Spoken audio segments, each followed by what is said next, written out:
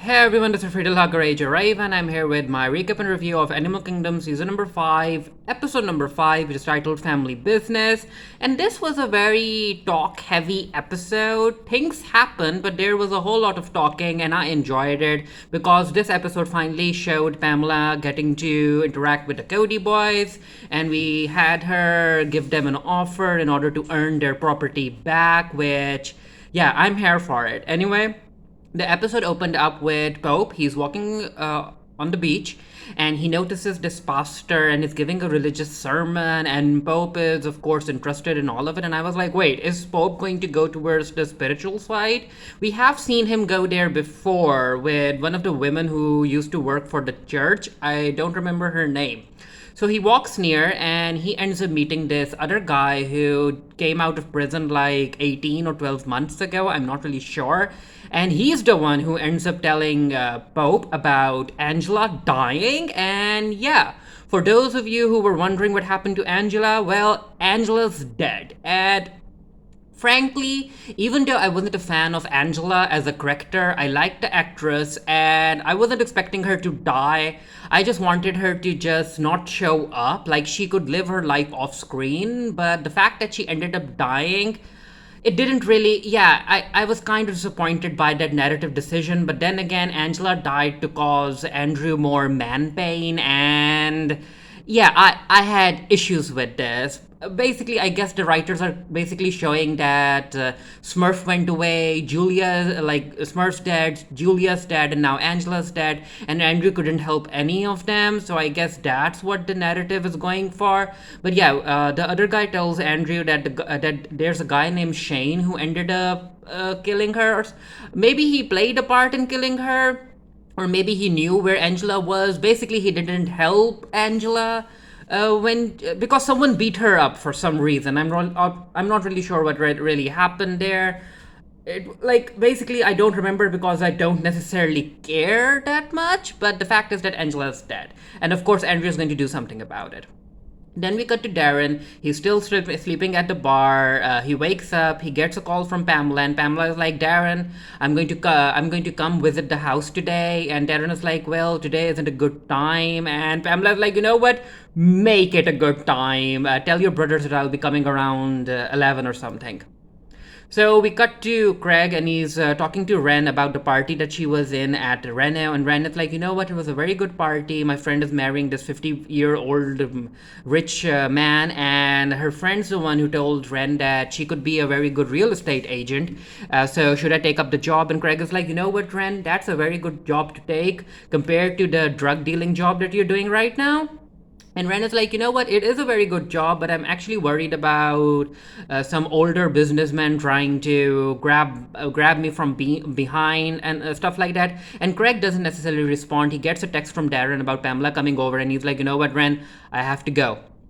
Then we get a flashback, and we see Janine at this cafe, and she's with her children, and we have these three police officers, and they're basically joking around, and they stand up, and as they're walking out of the cafe, one of the police officers bumps into Julia's chair, and of course Andrew gets angry, and Julia's like, Andrew, it's okay, it was an accident. And this is where we get to see that the policeman didn't leave a tip for the waitress. And Smurf is like, oh, you know what? I can take care of that. And Smurf ends up giving a tip, the tip to the waitress, and you can just see that Smurf is about helping others so that she can basically have power over them and ask them for a favor. Because I really think that this might end up playing a role down the line. Who knows? Maybe the waitress will show up again. Anyway, the waitress ends up telling Smurf that one of the police officers is named Jerry, and that the waitress feels sorry for him because his wife went away and his mother has cancer, and Janine has this very mischievous smirk on her face, and you just know that she's thinking of something. Then we cut to Darren, and Darren is talking to Joshua, and Joshua isn't happy about Darren basically reaching out to Pamela on his own. And Darren's like, you know what, Joshua, we have to do this. She is coming to talk to us about possibly giving the property back. We have to hear her out, and yeah. Joshua is like, you know what, this isn't going to go the way that you think it is. And Darren just walks away because Pamela arrives. And Joshua turns to Craig and he's like, Craig, what do you think about all of this? And Craig is like, now you want to listen to my opinion? It was a good scene. So we see Pamela, and Pamela is here with Phoenix and her granddaughter called Lark. So I guess the family likes birds, because Pamela did tell Julia and Andrew to call her Aunt Birdie. So yeah, it's time for them to meet everyone, and this is where Pamela is like, "Hey Joshua, how's your mom?" And Joshua is like, "She's dead." And yeah, Pamela didn't know about Julia dying, and you know what? At first, I was like, maybe Pamela is still in contact with Smurf, and that's why Smurf left her all of the property. And of course, she knew about Julia, right? But no, turns out that Pamela hasn't been in contact with Smurf for a very, very long time. She doesn't even know that Julia's dead. So yeah, Pamela brought food. She brought lunch, and she's like, "Why don't you help Phoenix take out the food from the car and let's set it up?" And she was like, "Hey, I thought that you guys must have a habit of eating out, so that's why I brought lunch." And Darren's like, I think it's Greg or Darren, I'm not really sure, but they're like, "No, Smurf always cooked for us," and that surprises Pamela, because Pamela is like, you know what? When we were younger, Janine couldn't even boil water. So Pamela is like, I'll go and have a look around the house. Why don't you guys set the table? And she walks away. So yeah, she is exuding this. Again, I don't like the term, but yeah, she's alpha energy is coming out of her, and she's a queen, and she's basically making everyone act the way she wants, even though the Cody men don't want to do it. So she goes around to check on the house, and this is where Darren is like, you know what, I'm going to go and show them around. And Lark ends up commenting about how she wants to like do some renovations, and Darren is like, we like it the way it is. And yeah, Darren is trying to come off as a powerful person in front of Pamela, and it's clearly not working. Pamela, like, she just walks right past him, and she's like, it's time for us to eat food, so come on. And I'm like, Darren, sweetie, you tried, but it's not working. So as everyone is coming out, Andrew appears, and this is where Pamela is like, "Hi, Andrew, it's me, Aunt Birdie. Don't you remember me?" And Andrew takes a minute to remember her. And yeah, the rest of the Cody men are surprised that Andrew knew her, and Pamela is like, it was a very, very long time ago. So it's time for them to sit down and eat. So we go back to the flashback, and Janine is listening to this police recorder because she wants to see where Jerry is. And yeah, apparently Jerry is working some road, and they're like, you know what? It's time for me to enact my plan. Let's go meet Jerry. And again, I have no idea what she's planning. So after they have had their meal, Pamela is like, okay, so about the proposal, apparently she wants the Cody men to steal a safe, and the Cody men is like, you know what, we can do this, but we want to know what's inside the safe. You have to tell us. And Pamela is like, you know what, I don't have to tell you anything. This is the proposal. I'm willing to make you earn all of your mom's property back, and this is a step in the right direction. I want you to do this for me. And this is where Andrew basically is like, we aren't doing this. Yeah, Andrew isn't into this. And moving on. Oh, I just moved my camera. Yeah. So anyway, Andrew gets up and he walks away, because they were talking about how they can basically challenge the will, about how Smurf was under the influence, and they can contest the will, and they can like basically take everything to court. And Pamela is like, no, Lark. Yeah, Lark is like, you will lose the case. And yeah, basically again, Andrew isn't into doing this job, so he walks away. And Pamela is like, you know what? You guys think about it. I'm going to go to the bathroom. And while she's away, this is where the Cody men end up talking with Phoenix and Lark, and Phoenix is like, you know what? When I was young, that Elton John Lady Gaga song. But anyway, Phoenix is like 20 years ago when I was young, I was drunk and I ended up beating up this man, and this man died. So apparently, this person named Marion, he knew what happened, and apparently, inside the safe, he has this shirt that has Phoenix's blood on it, as well as the person he beat up. So that's why they want a safe. And Joshua is like, so wait, so this Marion guy is blackmailing you? Lark is like, no, that Marion guy is blackmailing my grandmother, and she doesn't like that. So they need to help them with the case, with the safe. And also, before I forget, yeah, I just remembered that apparently Phoenix was this very famous skateboarder in the area. Greg knew about him. Greg even had a deck of him and all of that stuff. But yeah, Phoenix doesn't skateboard anymore. So we cut to Andrew and Pamela. Pamela goes in to meet Andrew in his room, and Pamela is like, "It has been a yeah, it has been years. How are you?" And Andrew actually tells Pamela that she smells the same, which, you know what, Andrew is going to be Andrew. And this is where Pamela is like, I was very sorry to hear about Julia, that she died. I think that Smurf would have taken it very hard. And Andrew actually gets angry, and Andrew is like, no, Smurf never cared about any of us, and he storms out of the room. Pamela wasn't clearly, yeah, she was clearly not expecting Andrew to act like that. So she comes out and she is like, okay, so have you decided? I'm going to give you 24 hours. If you say yes, Phoenix is going to give you all of the details. If you say no, I want you all out of out of this house by the end of this week. So make up your mind in 24 hours. So we have the scene where Joshua, Craig, and Darren are trying to figure out if they're going to do this job. And Darren is like, Joshua, we have no other choice. We have to do this job, and otherwise we'll be out on the road. And so yeah, and this is the only way we can get Smurf's property back. And Joshua is like, you know what? We don't have a guarantee that if we do the single job, Pamela is going to give us back the money. And then it's like, we have no other choice. So this is where Darren and Joshua agree to scout the area where the skate shop where the safe is located, while Craig goes to meet up with Frankie because he has a meeting with the new fence. Then coming back to the flashback, this is where Smurf ends up using her kids to steal a car, a Firebird. And it ends up going very smoothly. I feel sorry for the valet.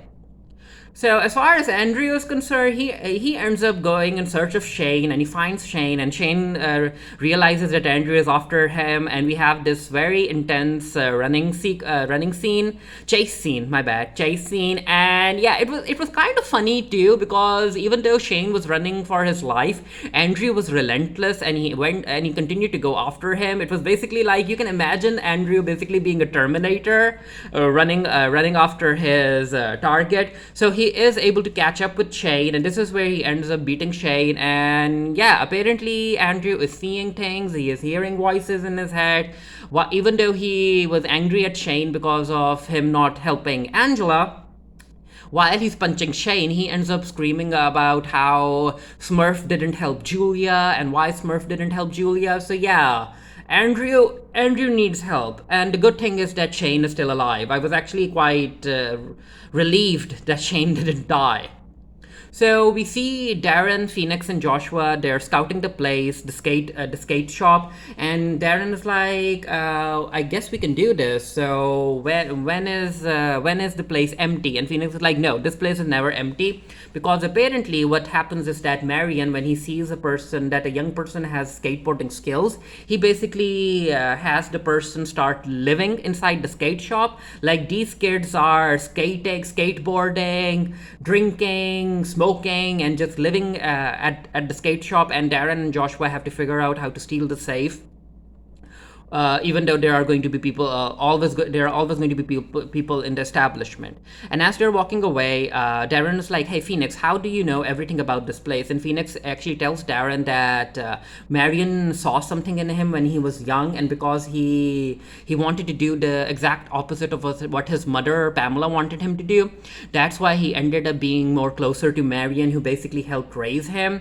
And it also allowed Phoenix to continue skating. And Darren is like, you know what, I think Darren can relate, because even though he used to do stuff for Smurf, his heart was in surfing.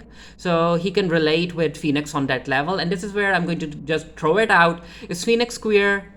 Are Phoenix and Darren going to hook up possibly? I have no idea.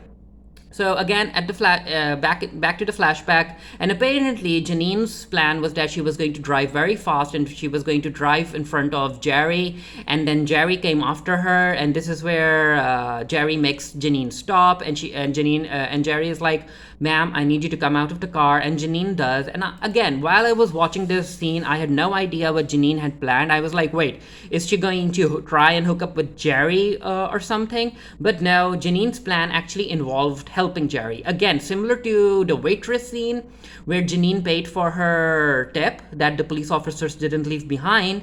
After learning that Jerry's mom has cancer and the police officer job doesn't pay much, Janine saw an opportunity, and Janine ends up actually giving money to Jerry. And she's like, "You know what, Jerry? We can come to an agreement. We can help each other. And if you help me, I can continue to help you with the extra money that you want for your mother's medication." And I'm like, yup. I actually appreciate the writers showing how Janine ended up creating this network of support throughout Oceanside.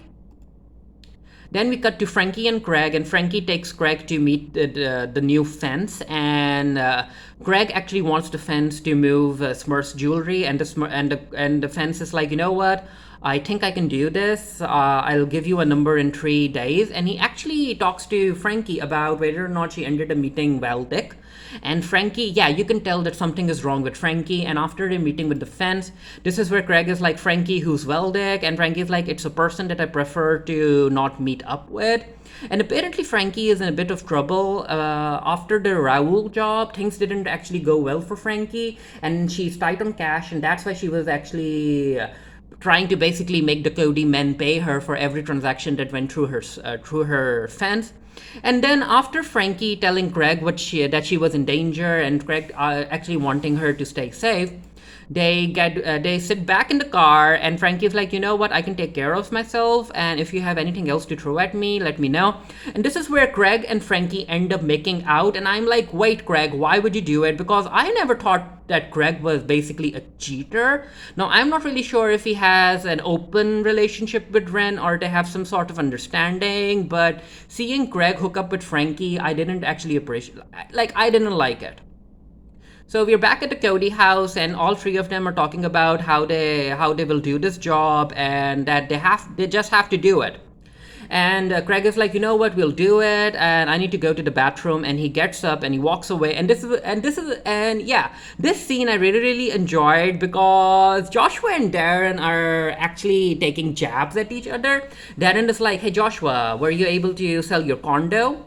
And Joshua is like, "Yeah, I have it listed, but we have no offers." And Darren's like, "Why don't you lower the price?" And Joshua is like, why would I do that? And then he ends up telling Darren that he's been sleeping at the bar, so why doesn't Darren sell his house or put it up for rent or on Airbnb? And then they end up talking about taking out a loan against Joshua's bowling alley, and Joshua is like, "Why don't you take out a loan against your bar?" And Darren is like, "Oh, you're talking about the bar that I paid for my with my own money that I didn't steal." So yeah, that was a very enjoyable interaction. So before they can continue, Greg comes back, and this is where Joshua is like, "How did things with the fence go?" And Greg is like, "It was okay." And Darren is like, "How was Frankie?" So I guess they kind of know that Greg hooked up with Frankie. Maybe they could smell her on him. I'm not sure what happened here. And Greg doesn't appreciate the tone, and he gets up and he's like, "You know what? I'm going back to my house to spend time with my child." And this is where Ren comes in, and Ren is like, "Yeah, I need to go to the market to get formula for Nick." And Greg is like, "Wait, why aren't you feeding him yourself?" And Ren is like, "Yeah, I took a bump yesterday, so I can't feed him right now." And this is where Greg kind of lashes out at Ren, and he's like, "You know what? You need to keep your priorities straight. Nick needs to be fed by you, not on some formula." And Ren is like, "I don't appreciate the tone that you're using with me. And also, 1 or 2 bottles of formula aren't going to kill Nick." And yeah, Craig calms down, and Greg is like, "You know what? I'll go to the shop to get the formula myself." And Ren is like, "No, I'll do it." So maybe Ren is up to something. I'm not really sure what's happening here. So we cut to Andrew, and he's back at the house. He's packing stuff because he just wants to go, just get out.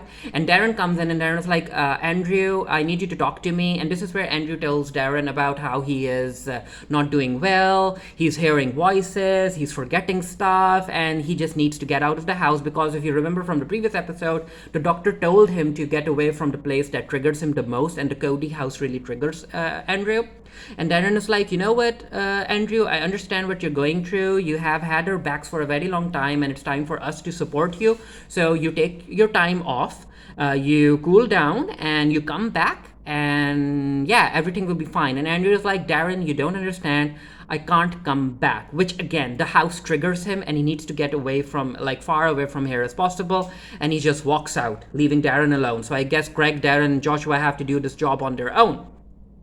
We go back to the flashback, and this is where Janine ends up handing $5 notes to Julia and Andrew, and the kids are like, why are you giving this to us? And Janine is like, well, you helped me with the job. If you help me with the job, you get your cut.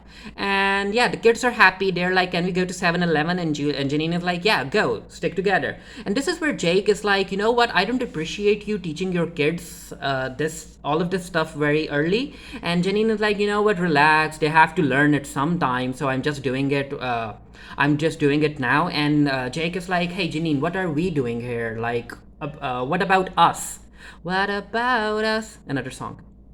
And Janine is like, what do you mean, what about us? So, of course, Jake has questions about his relationship with Janine. And Janine is like, you know what, Jake? You can go back to your wife if you want to. And Jake is like, yeah, no, I'm okay here. So, yeah, Janine has a hold on Jake, and it's very obvious.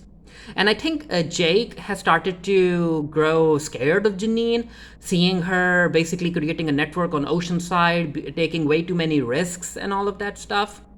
So we cut to Joshua, and he's at home, and he's looking at these apartments on his laptop. I'm not really sure why. Is he trying to buy another property? I'm not really sure.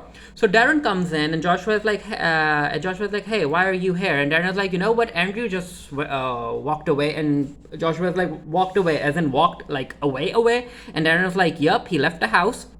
And again, Joshua is like, Darren, why are you here? And Darren is like, you know what? With Andrew gone, I thought that I'll spend more time in the house to keep eyes on everything. So yeah, Darren is going to live in the house in order to keep an eye on Joshua, and Joshua has the new roommate to worry about. And Joshua, of course, doesn't appreciate Darren doing this. And Joshua is like, what about your own house? And Darren comes back with a retort. He's like, you know what? I took up your advice, and I put it up for rent. So here I am, roomie.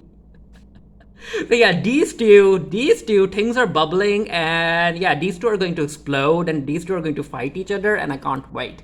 I will be doing a written review of this for the Geekiary. The link to that will be down in the comment section below. Let me know what you thought of the episode. And yeah, again, as I said, there was a whole lot of talking in this episode, which I understand, because the writers are setting things up for what's to come next, especially the job that the Cody men have to do. And yeah, again, I really enjoyed Pamela interacting with the boys, even though I was surprised that she necessarily didn't actually know about what happened. She didn't know about Julia dying, I mean, again, I'm not really sure why Smurf ended up giving her everything. Like, what happened? But yeah, let me know what you thought down in the comment section below. And until next time, stay happy, stay safe, stay blessed. See you guys later. Bye.